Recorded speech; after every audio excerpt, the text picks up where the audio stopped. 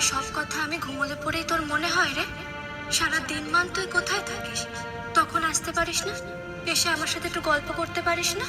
দিনের বেলা তোমার সময় কোথায় গো মা? সংসারে কর্ণা করতে এত ব্যস্ত থাকো, আমি ডাকলেও তো শুনতে পাও না। সেজন্যই তো রাতে আসি। যখন ঘুমের মধ্যে তোমার ইচ্ছেগুলো জেগে ওঠে, তখন আমার তোমার সাথে কথা বলতে সুবিধা হয় গো। হয়েছে হয়েছে, বুঝেছি। বল, কি জন্য ডেকে তুললি? তুমি নাকি কাল সকালে আমাকে দেখতে যাবে? যাব না? কাল যে কাশি ছেড়ে চলে যাব। যাওয়ার আগে তোর অমন সুন্দর মুখখানা নিজের মনের পটে এঁকে নিয়ে যেতে হবে তো।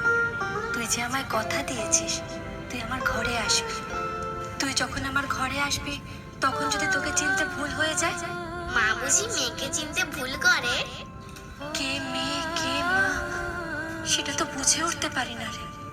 তুই মেয়ে নাকি আমি মেয়ে? তুই মা নাকি নাকি আমি মা?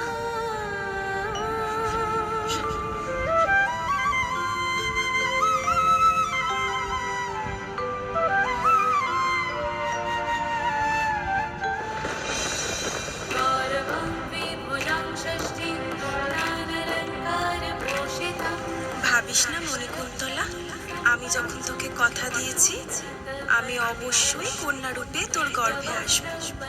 তার আগে তোকে আমার কথা মতো একটা কাজ করতেই হবে।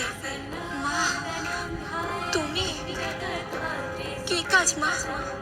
এর মধ্যে ভুলে গেলি?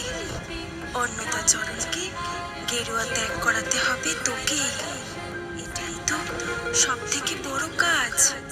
অন্নদাচরণ গেরুয়া ত্যাগ না করলে সংসার ধর্ম পালন করতে পারবে না। আর সংসার ধর্ম পালন না করলে ওর মনে যে আমার মন্দির করার বাসনা রয়েছে তাও সফল হবে না। সুতরাং সবকিছু নির্ভর করে আছে তোর উপরে।